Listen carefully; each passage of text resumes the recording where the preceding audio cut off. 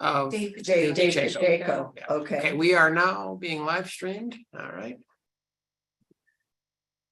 There are no action items on this agenda, so we can meet as a committee of the whole. That is correct. And handle it that way. So I would then convene the meeting, and we'll continue to meet until a quorum shows up. There are no action items. These are all just updates and reviews, so you don't necessarily need a committee quorum. Okay, perfect. Okay, I'd like to call to order the Board Administrative Performance Committee meeting. Roll call, I guess we'll wait on that at this point. Public comments? Before proceeding to roll call, I'd just like to state on the record that there is not a quorum, so we are proceeding as a committee of the whole. Okay. All right. Then I would imagine that we just move forward. Would we move forward with public comment? We can Yes. receive public comment, yes. Okay. Anyone from the public that wishes to address the committee on any matter related to jurisdiction of MST, but not on the agenda? There is a time limit of not more than 3 minutes for each speaker. The committee will not take action or respond immediately to any public comments presented, but may choose to follow up at a later time, either individually or through staff. We currently, just for clarification, we currently now have a quorum. We will need a roll call. Yes, please. Jeanette? City of Carmel by the Sea. Kim Shirley.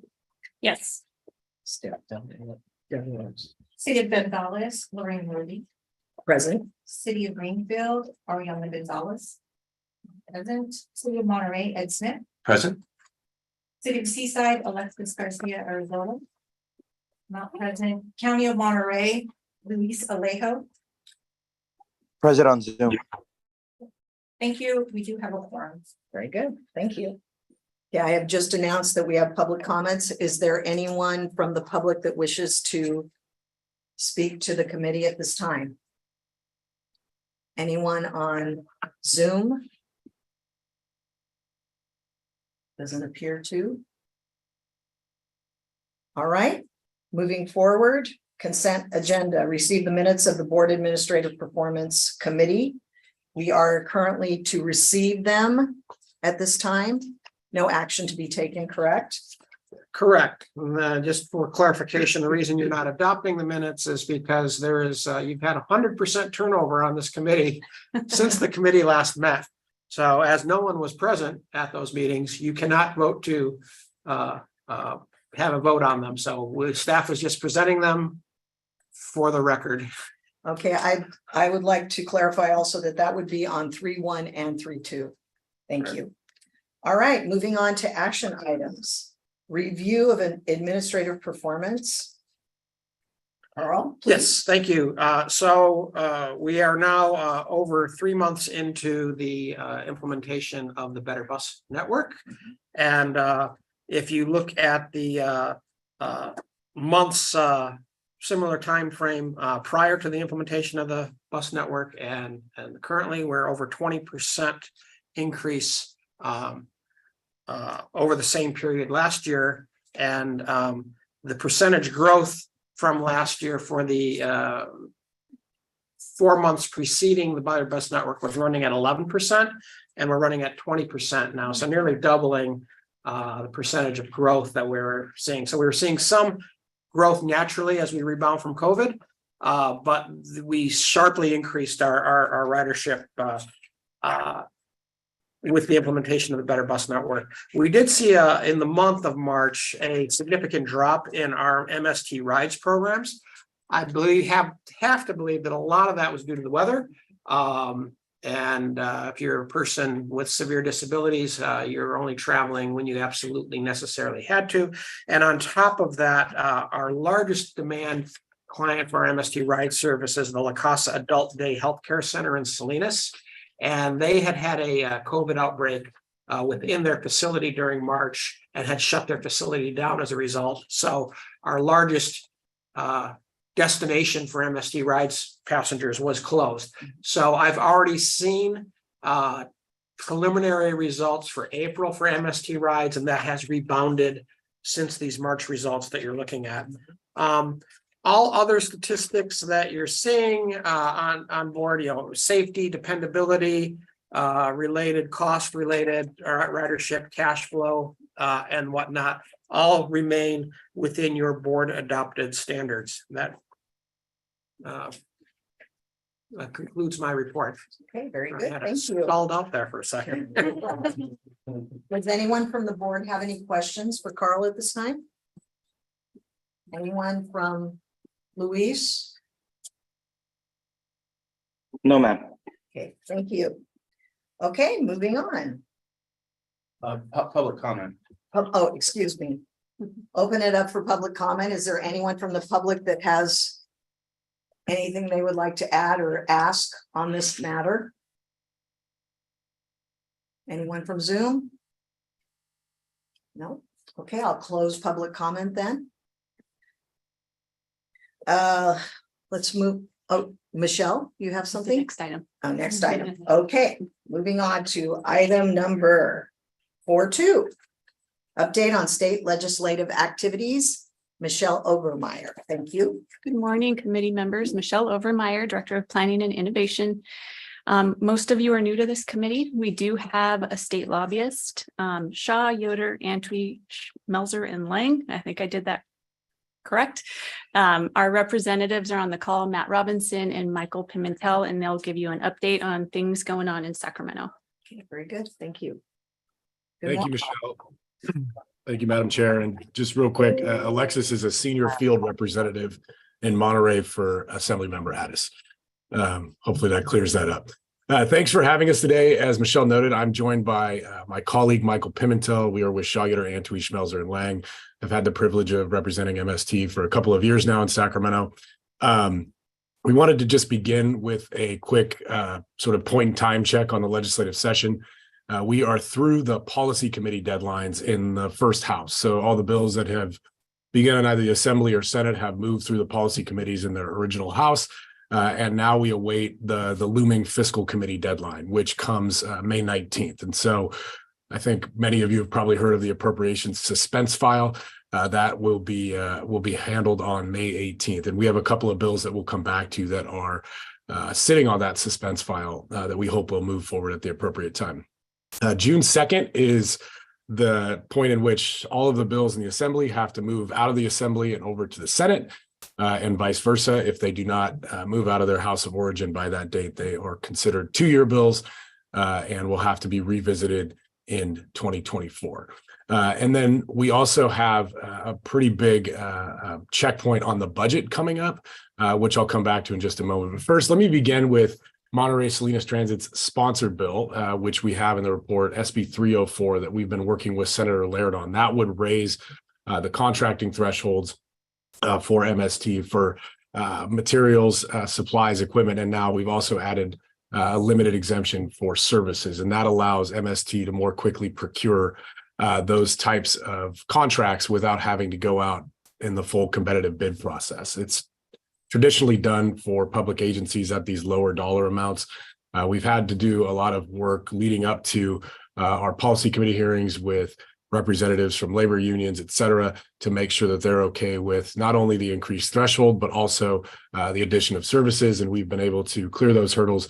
And we have moved out of the Senate. We are now over in the Assembly. We haven't had a no vote yet, so fingers crossed that'll continue.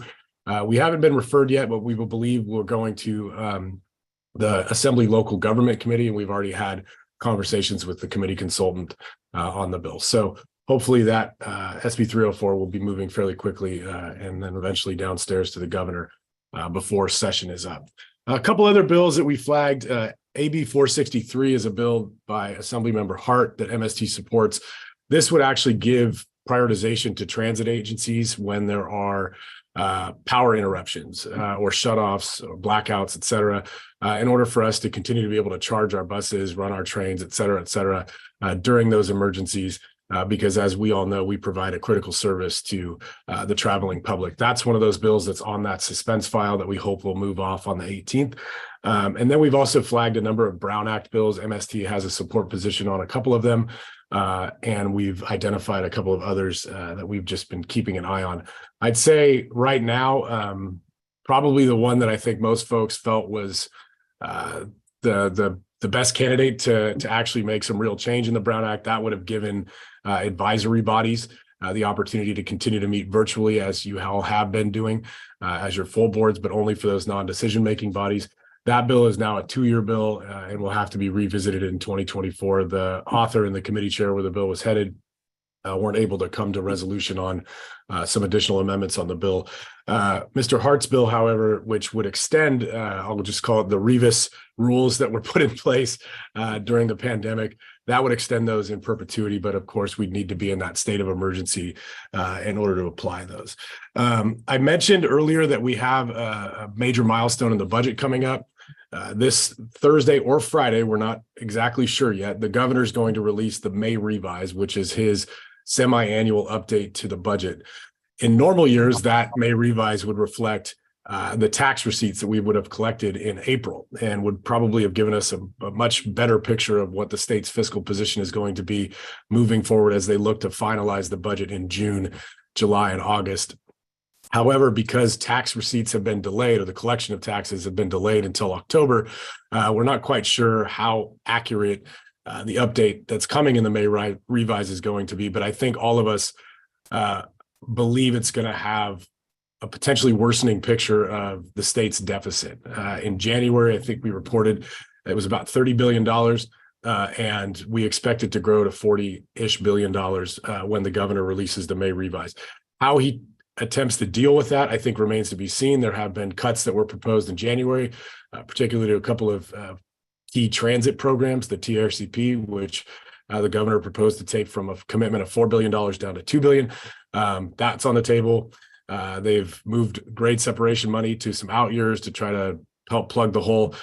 So we'll see if the May revise comes with additional cuts to various programs, or whether or not the governor makes an effort to try to do a revenue creating measure, or even dive into the state's rainy day fund more than he had set up in January.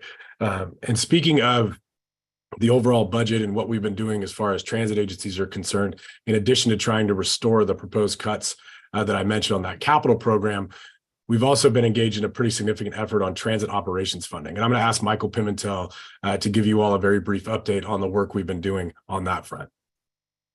All right. Well, thank you, Matt, and good to be with you, directors. I do want to just highlight for you, as Matt noted, that there is a significant push that is being led by the California Transit Association to secure transit operations funding in this year's budget.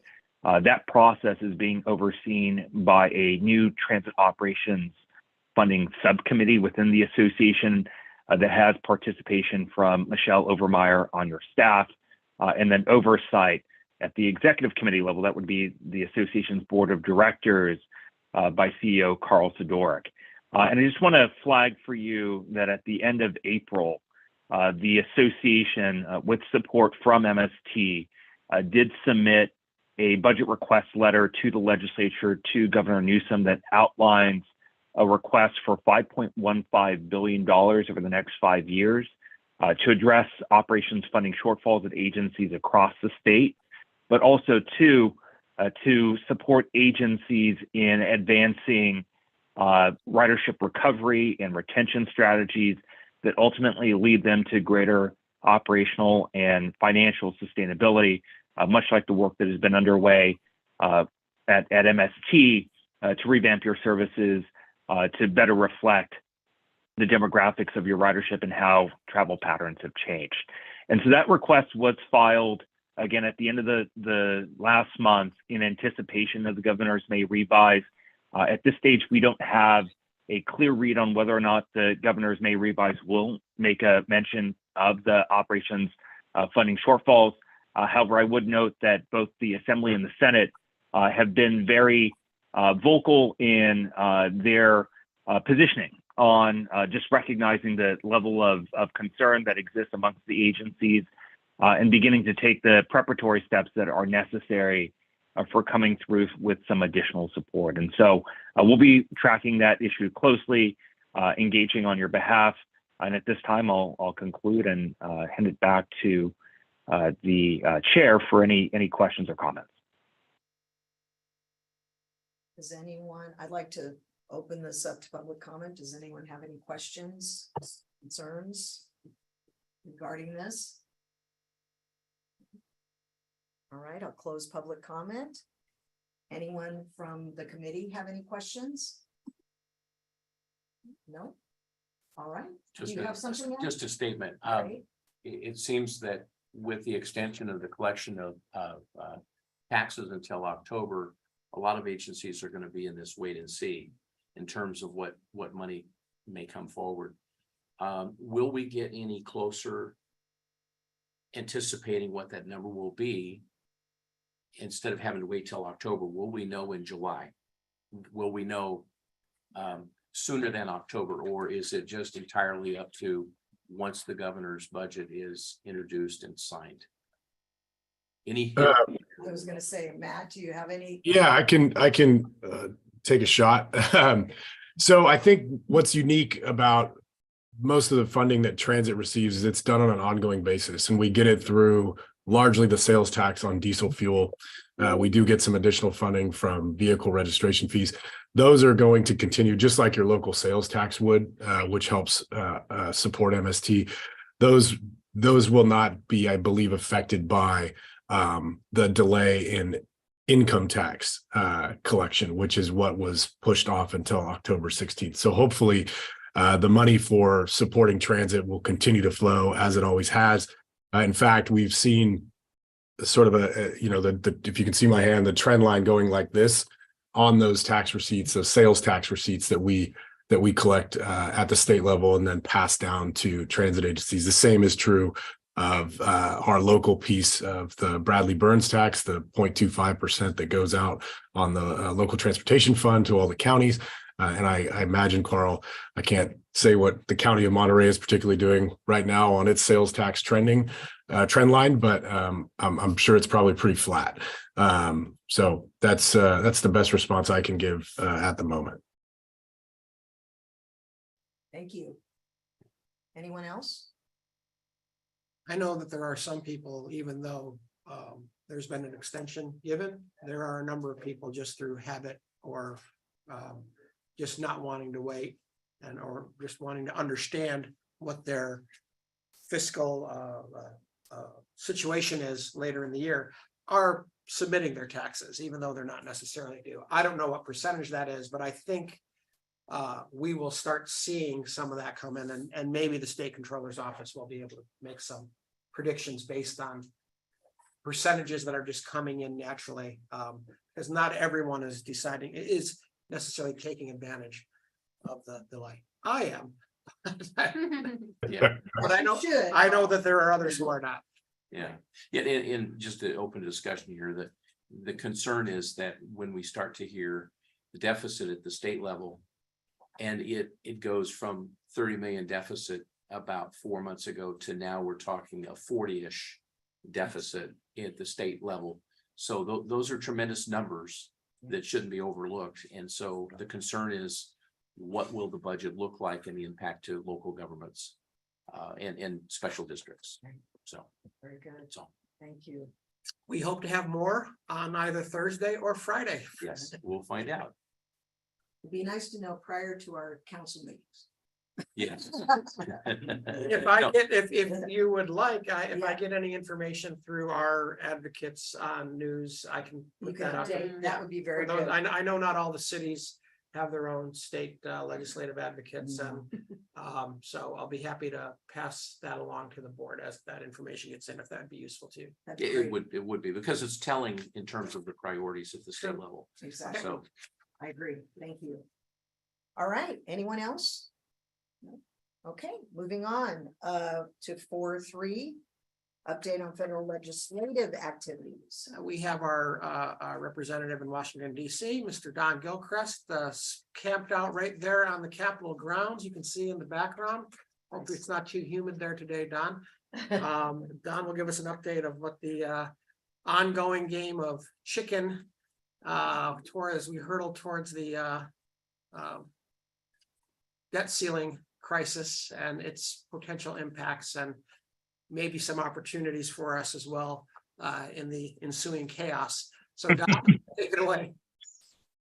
Good morning, everyone. Don Gilchrist with Thomas Walters and Associates. Glad to talk to you about your federal agenda, give you an update on what's going on in DC. Quite a bit of this is being reported in the news, and I'll try to summarize how it relates to your agenda and your priorities. First of all, at this time of year, it's really supposed to be about appropriations. And to a large degree, Congress is trying to focus on the annual appropriations process. That's because we have a deadline of October 1, when the new federal fiscal year will start. And although that seems far away, if certain things don't happen right now, you'll never make that deadline or the end of the year, which is tending to be how it shakes out. We want to see the appropriations process wrap up sometime before the end of this calendar year. And so we want to see them start to make progress. In the House, they are starting to do things. The House Appropriations Committee is scheduled their markups at the committee level for the 12 bills to begin on May 17th. And over the course of about a month, going into mid-June, they'll be drafting up their versions of the legislation. In order to do that, they have to have some sort of guidance from leadership on what the overall top line numbers to guide their bills are. Then that will be taken and split up among 12 subcommittees. We are pretty sure how the House is going to approach this. They are aiming to use a top line number of $1.47 trillion this year, which is the same discretionary spending level from fiscal year 2022. That amounts to about an 8% cut compared to the current year.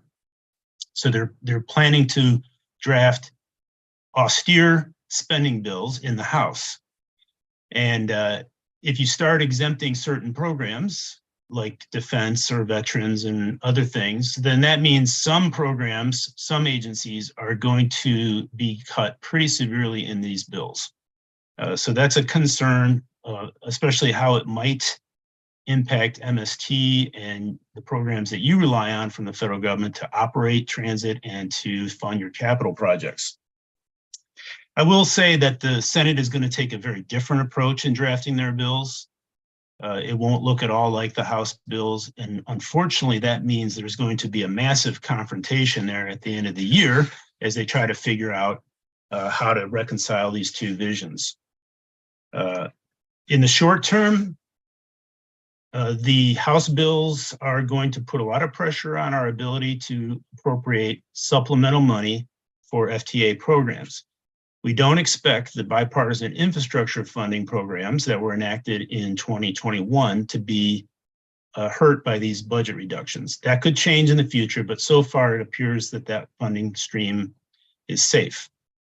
But we are always trying to add additional money on top of that for buses, bus facilities, the New Starts program, which the Capital Investment Grants program at FTA, which is very important for the SURF project.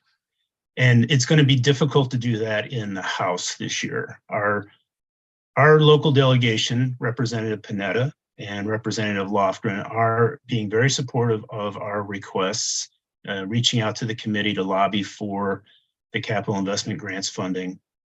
And they're also very supportive of the bus and bus facilities funding. So I think we'll get as fair a shake in the House as we're going to get, and we're going to hope that in the end, a more rational approach will be adopted along the lines of what the Senate is likely to propose. I do want to say that another appropriations issue relates to your request for project funding in the congressionally directed spending category. This is the earmarking category.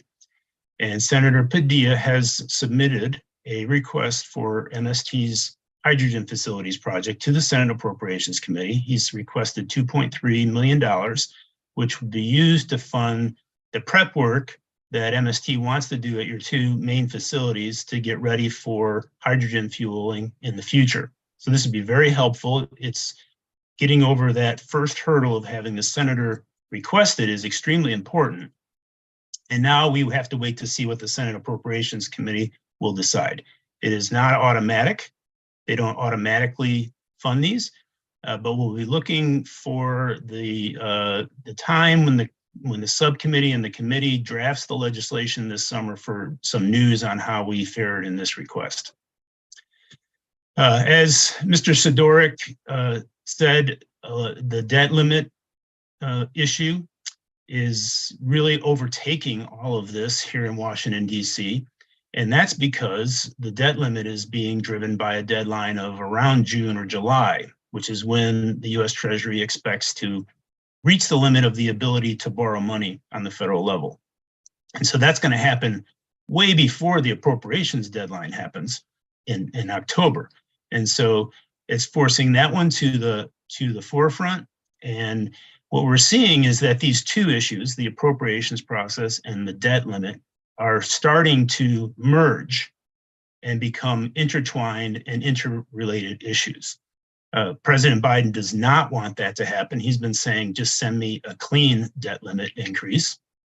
But House Republicans have been insisting that they need budget reforms and budget reductions as sweeteners if they're going to go along with increasing the debt limit. And so they did pass a bill in the House on April 26th that increased the federal debt limit. It also included $4.8 trillion worth of spending reductions and a variety of Republican policy priorities that are in the legislation as sweeteners. This bill is dead on arrival in the Senate. There's no chance that that specific bill will be taken up in the Senate, but it does seem to have, in some ways, put the onus on President Biden and the Senate to do something. Speaker McCarthy has really messaged aggressively in the media, hey, we passed our debt limit increase, you go ahead and pass yours, and then we'll talk. And so the onus is sort of turning to the Senate, but more so to President Biden. And he actually has agreed, as you all know, to meet with congressional leadership tomorrow. This is a big step.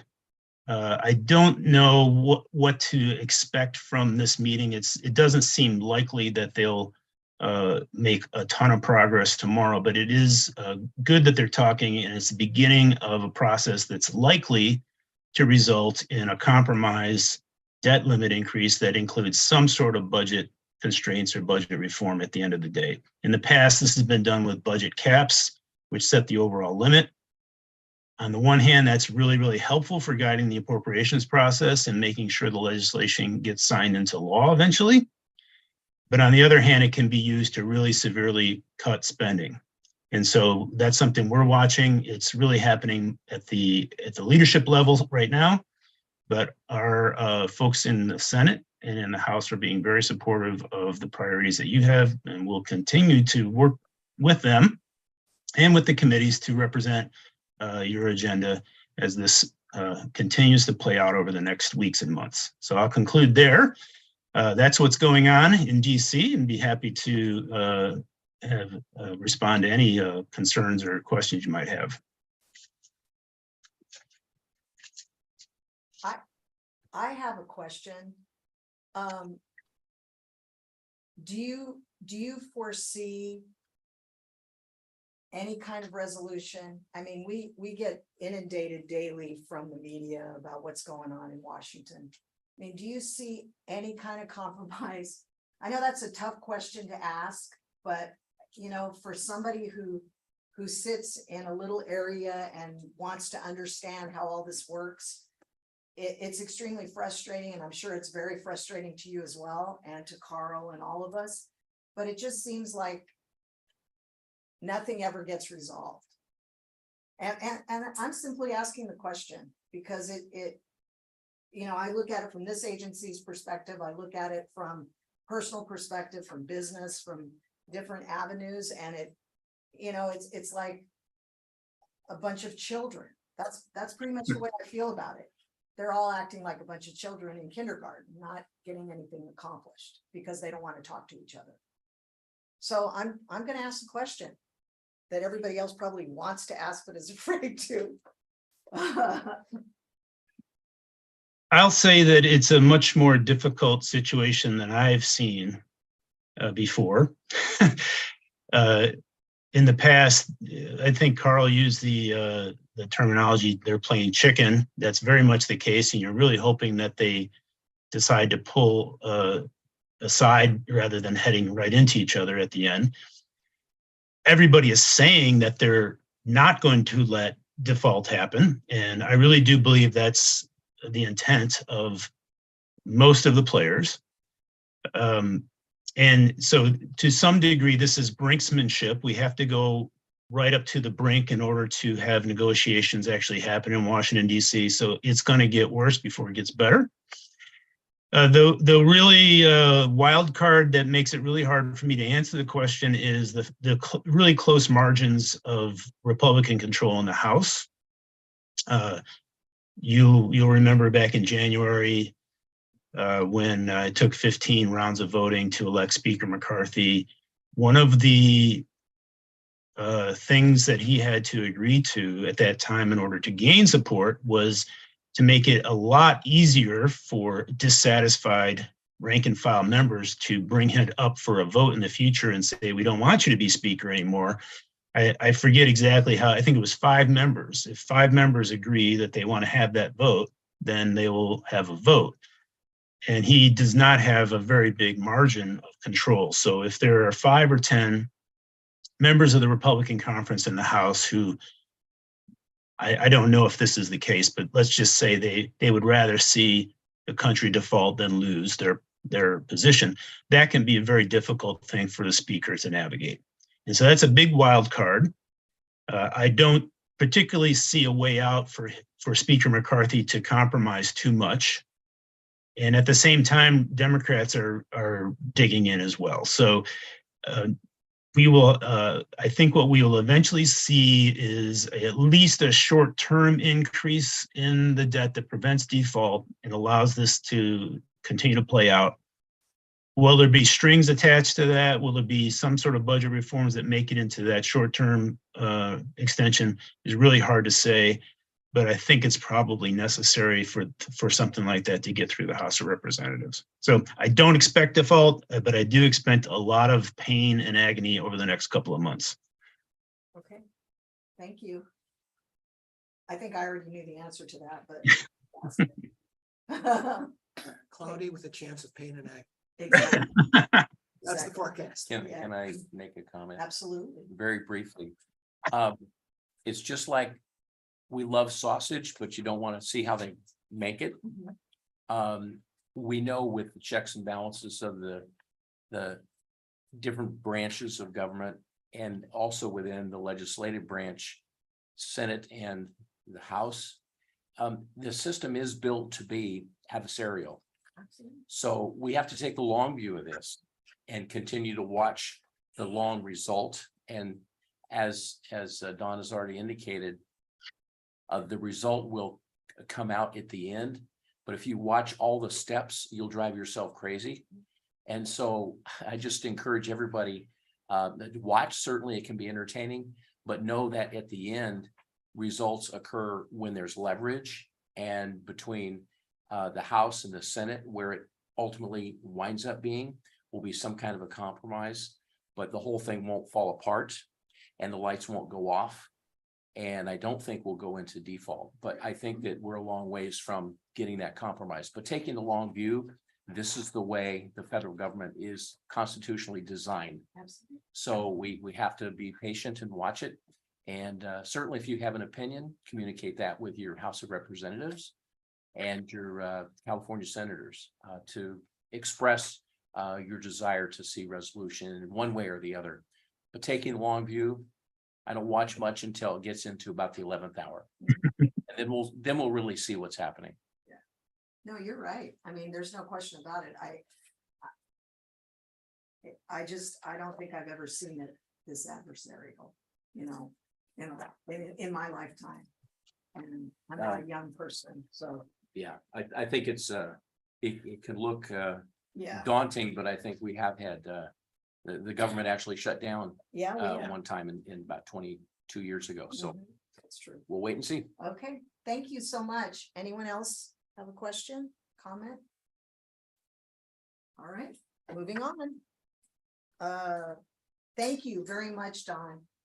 Thank you. Great to talk with you all. All right, moving on, receive report on MST recruitment efforts. Kelly. Halkin. Kelly Halkin, Director of Human Resources and Risk. So I'm providing a report or a Transit 101 presentation on our MST recruitment practices analysis. And during this presentation, I'm going to focus more so on our coach operator recruitment. This presentation is based on a referral from our Director Smith, who asked for this presentation back in January. Next slide, please. So I'm going to give an overview of our open positions, which since this presentation has been put together, we have some changes. Review the facts of MST's recruitment process. We're going to review the objectives to reach being fully staffed. We're going to review the options to meet this objective, and then we're going to review the decisions to move forward. Next slide, please. As far as our current MST openings, we are budgeted for coach operators at 126, and we currently have 106 operators as of today. I did a quick look to see where we're at because that number changes all the time. The reason is because we do have people who are retiring out of our workforce, and we know of a couple of retirements that are going to be happening from here to the end of the year. But we also have, we just got done with a class that happened in March, and we are looking toward having a class in June and a class in September. I'll talk about that a little bit. As of actually today, we are fully staffed on mechanics. We have a new mechanic starting in either this week or pretty soon. And so we are no longer looking for mechanics. We are currently looking for utility service individuals, but that is a position that's pretty easy to fill. So we're not too worried about getting that filled.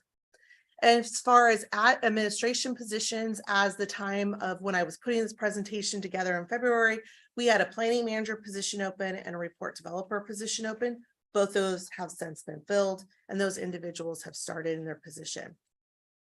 Next slide, please. So I'll talk a little bit about our recruitment process for the March coach operator class that actually has already started, and they are in line instruction currently as of today. We assess the applications. We invite individuals in for BOSS testing, which is stands for bus operator. Survey and selection. Thank you. Sometimes those two I'm S's the get king of the acronyms. Yeah. Candidates who score between 1 to 3 are invited in for a virtual interview, meaning just an interview that's done virtually through Teams. We make a contingent offer of employment to those who we interview. That includes a pre-employment background check, pre-employment DOT drug screen, and pre-employment DMV physical if needed. Upon first day of work, they must provide a copy of their Class B permit and have a negative DOT drug result. And this process typically takes about 2 to 2.5 months. Next slide, please. May I ask a question, Chair? Yes. At this point, when you talk about the BOSS results of 1, 2, or 3, Yes. what does that mean in terms of test results? And I'm sure there's some kind of a benchmark standard, minimum standard. But what does the 1, 2, and 3 mean? Usually 1s are high on safety, 2s are good on attendance, and 3s are good on customer service. Okay. That's this is an assessment that was put together in 2004 and was marketed through the American Public Transportation Association. We are one of the few remaining transit agencies that actually use it. When I came on almost 20 years ago, we were bringing it forth. And how it was put together was through interviewing our own current drivers at that time. And so they did an assessment based on their answers of what they believed would make a good coach operator or a good driver. That is how our boss is set up. And so how that comes about, I don't really know. There's some statistical analysis that's done by whoever. We are since, and I'm going to get into that. Okay. Looking at And I that. can give, I was involved in setting that up and was actually involved in setting it up somewhere else before I came here. And I brought that program here with me Okay. a long time ago. I can provide you endless detail Okay. offline, because I know you're interested in recruiting and in your other work that you do. Yeah, and it sounds like it's got some basis in nexus to the actual job Yeah, performance. and it's defensible. Yeah, And And that was the next question yeah, is. it is defensible. It was proven defensible through the folks who did it for the American Public Transit Association through a vetting process. Okay, What we did was from 2004 to 2006, we tested applicants, but we didn't necessarily rule them out based on their scores at that time. Mhm. What we did was we looked at their scores and then looked at how they performed during their career Mhm. and what was the correlation of that. And that's how we made the decision that 1 to 3 were individuals that we would want to bring in for interview versus a 4 or 5. Typically, what we saw was that by only bringing in 1 to 3s, we decreased safety accidents and terminations by 46% at that time. So if you could move to the next slide. So a group, oh, I'm not going to be able to see that, but a group of us met. you're not the only one. Yeah, and I also can't see on my printout. A group of us met at the end of January. So that was made up of operations team, HR department, as well as our civil rights department to look at how could we streamline the process a little bit more. So the facts are that we are down 20 coach operators. And MST seen a 50% decrease in the number of applications for coach operator position in general. We're also seeing a 30% of the applicants who apply do not pass the BOSS test. And 90% of the applicants who pass the BOSS are offered the coach operator position. Training is about 7 weeks with only 2 days of training that's considered non-essential added courses that we have for the training program. And 90% of those who make it out of training stay with the job for about 2 to 5 years. Next slide, please. So we came up with a new objective that for this year, we want to try to net 10 drivers. That means even with those individuals that leave or retire and those we bring on, that we keep another 10 to add so that we would only be down 10 drivers in general. Next slide, please. So then we went and we reviewed our options to meet this objective. So we're looking at offering higher incentive for applicants and employees who refer them, work with the marketing department to develop a campaign that will attract individuals to apply.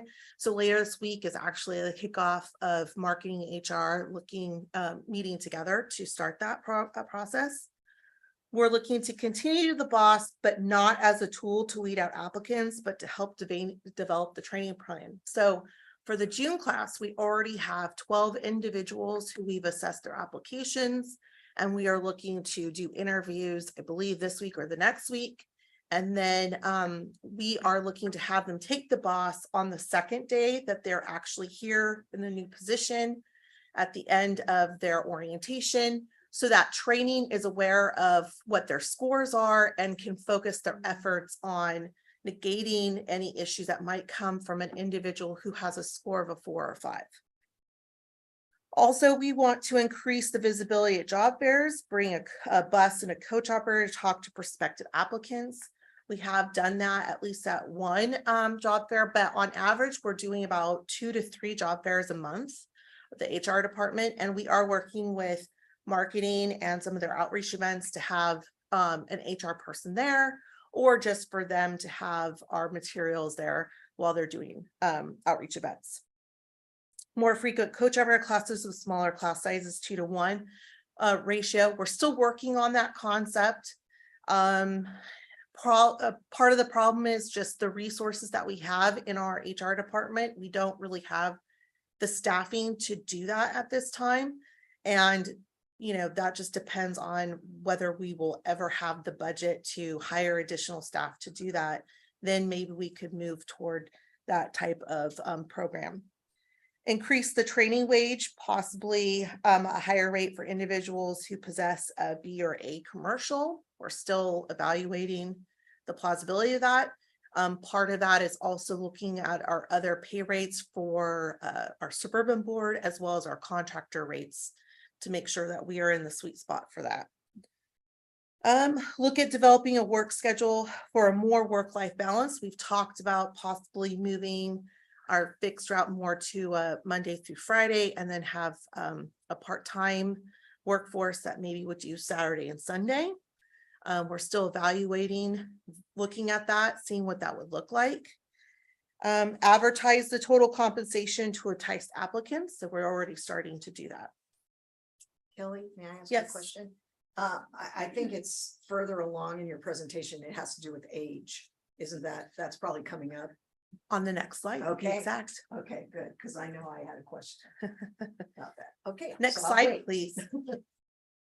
So some of the additional options for the future that we're looking at is look at offering incentives for coach uppers to not retire. That's something that we still have to look at, and how that would play into CalPERS resolutions and rules. Work to lower the age of a commercial driver, which would require a legislative change. So currently DOT and federal motor carrier, they require that an individual be 21 years old to have a commercial Class B license. Which is not bad. So, Anyway. so currently there's a push within the industry that they are talking with legislators about, not necessarily, there was talk of lowering it to 18, but maybe just to 19. So we'll see where that goes and where those discussions go. Also look at decreasing the time for training by reducing the number of different fleet types. So part of why we have such a long time is for 7 weeks is because we have to, under a federal motor carrier as well as CHP DOT requirements, is we have to qualify each driver on every piece of equipment that we have. And we have at MST quite a few different buses. So that requires that you have to qualify and actually have people drive and learn those buses before they can even start. Meaning solo, go out on their own. Next slide, please. So the decision on moving forward is that we know that we cannot fully implement MST's board vision on the Better Bus Network until we are fully staffed on coach operators. For the most part, we have it, most of it implemented, but one of the things that we still are working on is the internal shuttles within the South County cities and some other routing on the peninsula and city of Salinas. To make this shared vision come to life, all of the MST departments have to work together and share resources in order for us to meet the goal. And so we're already working together and meeting and talking about how we can, on an ongoing basis, make this happen. So next slide, please. Okay. Is there any questions from the board or from the committee members? Yeah. Yes. Thank you very much. It's very helpful being a new board member to see how the initiative is moving towards the hiring. So it's good. It sounds like you've got the sweet spot of the additional positions have been filled, but it's the coach operators that are really the key and the focus. And I think it should be, because that's the frontline service.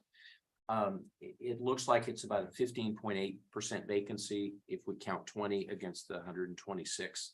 So that's tended to lean towards the, concern side, and I'm sure your schedulers are, very anxious to see some come on board and get that down to closer to like 10% vacancy as a norm. So I'm more curious about the boss position. So you were talking about using it in a different way.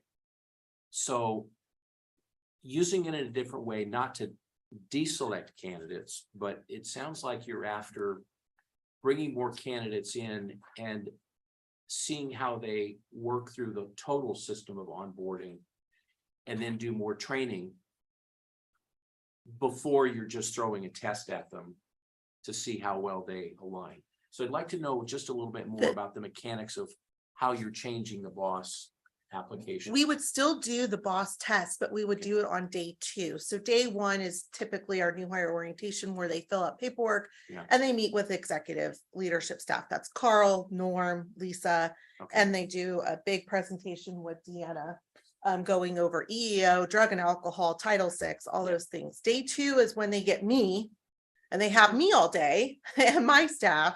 And so at the end of that day is when we would have them take the boss. A boss test only takes like a minute to score. We put it into the computer system website that they have, and it pops out a score right there.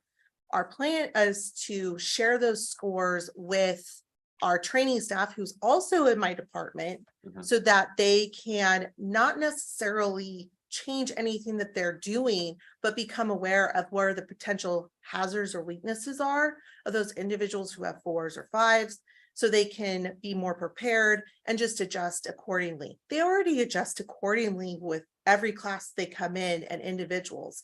Sometimes you have to hold individuals back and spend a little bit more time with them to make sure that they fully understand the material, or they're safe enough to get off the training track. So it's not like we have training and if you don't make it, I mean, we do have more specialized, we spend a little bit more time with those who need it. And that's, we modify our training all the time. Excuse me, committee, I don't mean to rush us, but we only have 5 more or 7 more minutes and we still have one more presentation. Is it possible for us to move on and maybe we can get and I information? could talk to Carl and Perfect. HR on the side. No, I just the No, process to these are learning. good. Appreciate These are it. good questions and important questions. So thank you so much, Kelly. We appreciate it. We'd be interested to hear your perspective. Right. Yeah, thank you very much, Kelly. I know it was an ask I had, and it's very helpful. I appreciate it. Very Thank good. you. Me too. Thank you. Yeah, and 2 HR clerks, Francisco and Alejandra, have just been knocking it out of the park as far as you heard the positions that just been filled. Yeah. Yeah. that's If you amazing. go back to where we were, just a year A year ago, ago, I was gonna say. it's just been nothing short of amazing what they've accomplished. So That's I wanted great. to say something, in case they're on. Yeah. Thank you. Thank you. Okay, item number 4.5, receive update on MST diversity, equity, and inclusion.